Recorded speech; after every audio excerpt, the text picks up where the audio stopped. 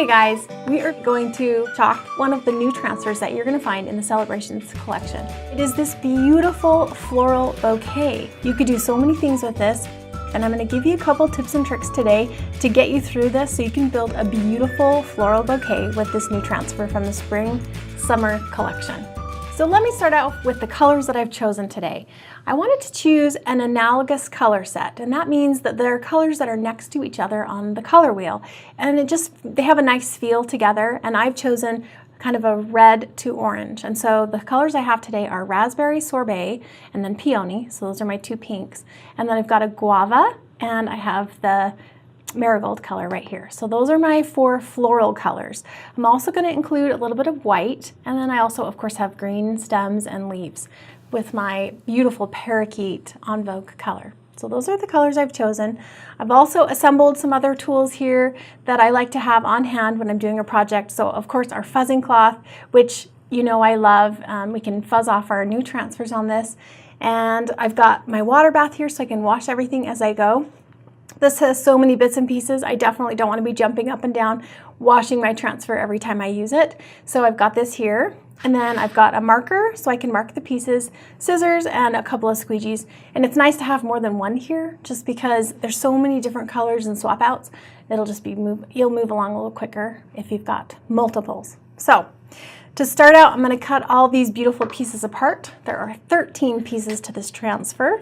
There are kind of two different types of flowers in this. One that's maybe more of it's kind of a rose, and then one that's it looks more like a dahlia to me or something. And so there's like a large and small of each. So if you start thinking about it in terms of these are the groups, then it's easier to make sense of it, I think. There's also this beautiful wrap at the bottom. So there's two ways to create your bouquet. You can use the wrap, or you can just use the loose stems and tie it with a bow. I think I'm going to do the loose stems today just to keep it casual and free. So there I've got my little roses, and then over here I have the more like dahlia version of the flower. And then a couple stems of greenery. Okay, and then there's one other cute little kind of a pansy flower that is a perfect little guy to fill in spaces once you get most of your bouquet built. So I'm just going to start numbering these, and like I said, if I have multiple pieces, I just use numbers instead of trying to trace the art on the back. So I'll put a number on the front of the transfer just to correspond, and I promise it saves so much time when you're going to clean up if you're not trying to puzzle all these little guys back together. I'm not going to use all the pieces today because, like I said, there are a couple of different builds on this bouquet, but I am using the majority of them. You'll be surprised how many you can squeeze in. Now I'm going to set aside the paper wrap for the flowers. I know I'm not going to use that. And now I'll just kind of gather my pieces together. What I've got right here is just all my flowers. So it might be helpful to start by just kind of getting a visual on how you want to build this. And the way I approach it is to just do groups of 3 and to kind of work in a triangle. And if you think about it that way, it really does take some of the overwhelm out of the project, I think. So I'm going to start with the largest of all the florals because I feel like that's a good anchor point, and I'm going to just think through. I think I'm going to just put 3, and I don't want to do them, you don't want to do them in like a perfectly symmetrical triangle. You want to kind of twist it or flip it on its head different directions so that you get a nice fill. So I'm going to start with my largest flower, and I'm going to start with my darkest color, which is I'm going to use raspberry sorbet. So first up, I'm going to peel my transfer, and I'll go from the side, not the corner. I'll just set my backer aside. Then I'll get this fuzzed off just to soften that adhesive a little bit. Love these fuzzing cloths. I hope you love that my nails match all of the pieces today. I was feeling super chalk couture-esque. Okay, I'm going to start kind of right at the top and just a tiny bit off center with my first large flower. And I'm going to work through these really quickly, and I'm going to use the same flower without washing it. When it's small and you can work quickly enough, then this will work. If you have a large piece and you try to use it again and again, sometimes you'll run into you'll see that the paste starts to dry on the screen a bit. But if we work quick enough, I think we'll be okay today. So I'm going to get that positioned right there in the center, and I'll get my paste opened up. I stirred all of these earlier so that I would be ready to go. Grabbing my small squeegee, and I'm just going to load it up with a good bit. And then I'm just going to start covering my screen area, scraping off the excess. I'm going to set that there. Okay, so pretty. There's our first one. Then I'm going to come over to the side just a tiny bit. And to me, this flower almost looks like it has a section where the stem would come out. So I'm kind of changing direction with it so it doesn't look so uniform and rigid. Okay, I've got my second flower. Turned out lovely. And then kind of working in that triangle system that I was talking about, I'm going to drop one more kind of down here. It's going to be one of the first ones that come off the stems of the bouquet. So, love this raspberry sorbet color. It's an interesting one though because it just dries so much more opaque than when you first see it on your board. So it's one of those ones that as it goes, I love it more and more. And there I have my anchoring flowers. That is going to be kind of the guide that I use for the rest of this project. So, and the next thing I'm going to do is one of the smaller dahlias. So here's the two dahlias, and I'm going to choose the smaller of these two first. So I'll peel and fuzz, of course. And then I've got this triangle, and so I'm just going to try to work into the triangle and make another one with this flower. Now, there's a lot of extra transfer area around these flowers. So you may see, occasionally when I lay it down, I may kind of hold up a corner so that it doesn't overlap something that's wet and fresh because I don't want to wreck it. You may need to allow yourself a little bit of dry time in between these flowers if you think that you're going to be nudging into each other. But I think I can move along. So I'm going to go ahead and position one of my little guys right here, kind of in the middle, and like I said, I'm just going to kind of hold that up just so it doesn't drop into the wet paste. And then I'm opening up my marigold, and I've got a clean squeegee right here, and so I'm going to kind of carefully just chalk him in. There we go. Oh, so cute. Okay, and then I'm going to do another one over here. Again, I'm just working in my little triangle zone that we're talking about.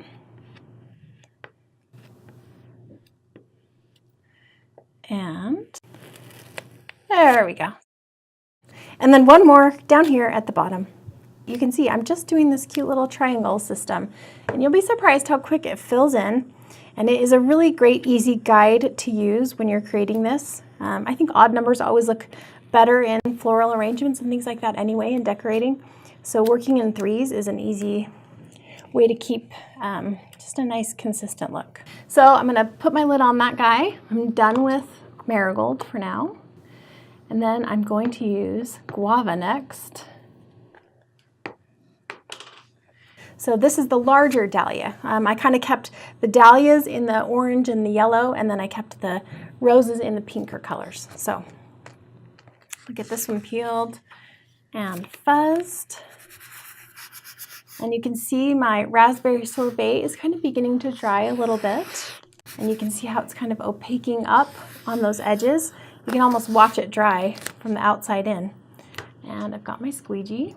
And now I'm going to position this guy kind of out on the corner. And again, I'm just kind of being gentle. I'm just making sure that the petals don't run into all this new wet paste, because you know you don't want to pull up a first layer. That is a bummer. If you had a hairdryer, that would be super handy to work through this so you can dry your layers and feel a little bit less timid about it. I love this guava color. It's just one of my favorites. I'll be sad to see it go away. Ooh, I love that. Okay, so again, I'm going to work in my triangle. So this time I'm going to kind of flip the triangle on its head and do two at the top and then one to kind of fill in this gap here. So you'll see I'm going to come over here. And I don't want to be too predictable with these. I like to maybe put one closer to another flower than the other instead of giving them all breathing room. Because because you know how floral bouquets are. They don't all, you know, the flowers kind of overlap each other, and it's part of the beauty. So, and then I'm going to fill in this gap right down here. And I've got some more guava on there. And you can see I'm working quick enough with these that even though I'm using it 3 times, it's pasting just beautifully every time. Okay, there's my guava. Do you see how this is just coming together so quick? I'm going to leave that in there. I'm going to grab my new squeegee and lid up guava. And now I'm going to work with peony. So for peony, I'm going to use the other small rose type flower. And I'm just going to fill in some gaps. And I can kind of see I've got a gap here, I've got a gap here, and I've got a gap there. And don't worry when you see all these other little gaps, because they are going to fill in beautifully with all the greenery that we've included on this transfer. And you could just keep building and building and overlapping. And I know you're going to do beautiful things and that we're going to see it show up on Facebook. But I just wanted to give you a simple technique today to try to get you going. So peony, beautiful. I'm going to start right down here in this gap. And this, I think, has a direction too. It has a little base that looks like that's where the stem's coming from. So I'm just going to kind of try to honor that as I position this, like that's really where the stems would be. Okay, so we'll get this covered in peony. And I've overlapped a tiny bit onto one of my flowers. But like I said, that's not going to bug me. As long as nobody else pulls up, and they didn't. Okay, and then I'm going to put one up here at the top. Again, working in my little triangle formation. It's looking so good. And then I'm going to put one right over here. And he is going to overlap those other 2 just a tiny bit as well.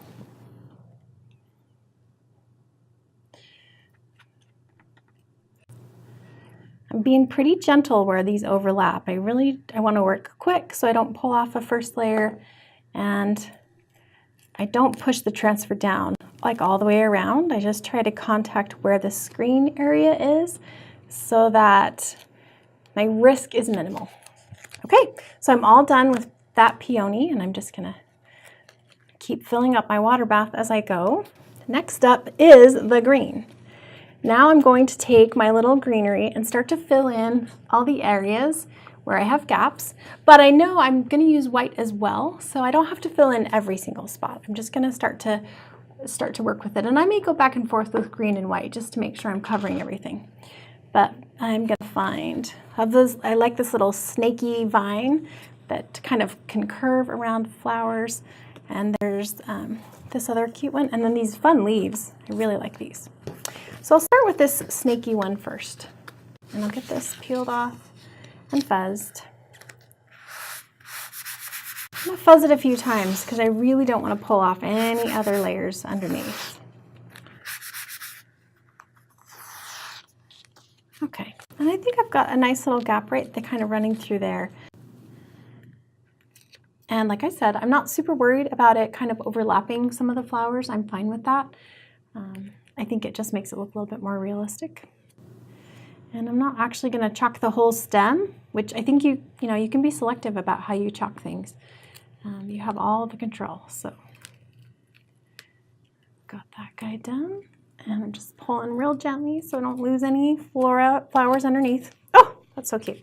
Okay, and then I kind of need some greenery over here, and I'm going to make it branch out a little bit, kind of break the round circular shape that I've been creating, just to give it a little bit more life. So I'm going to drop this one right through this. And like I said, when you're layering, you do want to work quickly, because I think you don't want to re-wet that bottom layer of paste. You really just want to move quick. So cute. Okay, and I'm kind of using my same triangle method here, so I'm going to drop one down here so that it's kind of drooping out of the bouquet as well. I think with greenery and things, you don't have to be as watchful about the rule of 3 as you did with the flowers. I think you can really start to kind of freeform and just fill stuff in. In fact, I think I might put one more right up here at the top. But just a touch of it. Maybe I'm just going to chalk about half of it right from where I can tell. I can see through the screen, so I'm just going to chalk from where I can see the other flowers stop. There. And that is starting to help it feel like a real bouquet. And I like this one with its little stem, because it'll give it a cute look. So I'm going to drop one in here. And right now I'm really just eyeballing these. Wherever I have gaps, I'm just going to fill in with some greenery, knowing that I'm also going to come back and put in some little white flowers. So here's the fun part where you could do this all day and build it up and as big and beautiful as you want it to. There we go. I don't feel pressure to fill every space though. I think it's okay to have a little breathing room here and there. Puts one up here.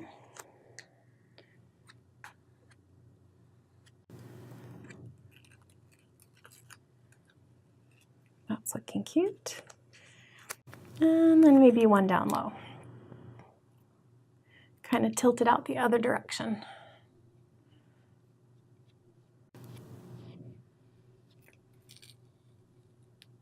If you like the framework of your flowers, you will end up loving how you've got this done, because once you've got the basic anchoring of the flowers, then once you're filling in all the green, it just comes together and it's so pretty. I'm going to grab this other leaf here. This is the one without the stem, and it's a little bit larger.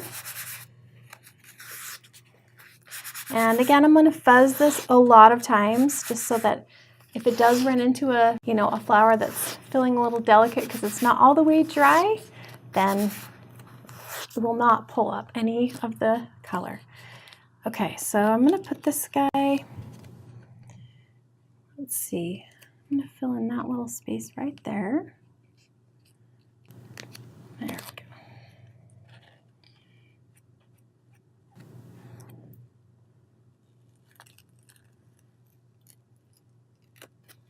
Perfect. And then I'll do another one down here in this little gap.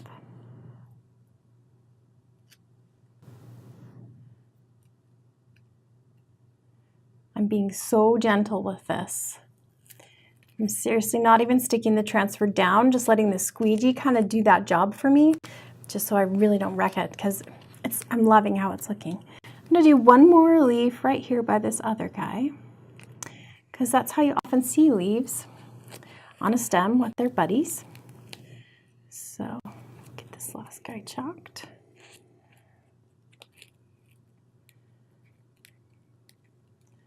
And pulled. Oh, perfect. Okay, I'm done with that leaf. So in it goes. And now I want to do my little stems for the actual bouquet. So I'm going to grab that.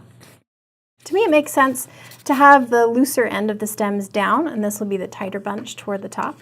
So even though I numbered it upside down, that's how I'm going to use it. So I'll get this fuzzed off. And then I'm going to position it right in the center. And it's going to kind of run over this little flower. I'm going to try to just kind of chalk it carefully around that so it doesn't look like that flower is behind the stems. And with these little mini squeegees, it's super easy to do that. Just get in those tight little spaces. I love it seems to have just the right size and feel to make it super usable. So those minis are really handy when you're doing a project like this. There we go. Okay, I've got those stems done. We're pretty much just going to put our last finishing touches of the white flower on here. In you go, and down to white. Got my other small squeegee, and here's my cute little mini flower. And with this guy, I'm just going to go in and fill in all of the extra spaces. Wherever I need flowers, I'm just going to drop them in. So I see one gap right here. I'm going to put a white flower right there. I'm not going to worry about if it's running over the top of others, because I think these ones are just such a cute pop of color. I'm also going to do the bow on the stem wrap in white. so that it kind of corresponds. See how perfect that's looking, you guys? I hope you love this one as much as I do. I'm gonna kind of fill out this left side a little bit.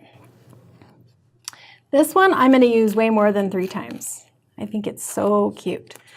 Put this one down here, right off the stems. Being super gentle with how I place it so that I don't stick this whole green transfer to the whole surface. I just really don't want to pull up any of my good work here. I put one over here in this gap.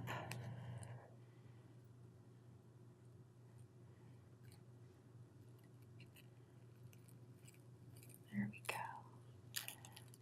And just to keep it an odd number, I'm going to just go ahead and do 5. So I have got one more little gap. I think I'll tackle him right here. Kind of right in the middle. You could do as many or as few of these as you wanted, of course. They are just a fun little filler flower, I think. Oh, that's looking so nice. I'm going to put my wrap over the base of the stems, and I just want to make sure they're totally dry before I do that. Okay, so I've got my wrap right here. Peel that off. And get it fuzzed, of course, one last piece. And then it's meant to kind of fall on the stems right where they become all one, kind of where they stop separating. So get that touched on there. And with just a little bit of white, I will finish out this bouquet. That looks like it's got a fresh wrapped wildflower bouquet.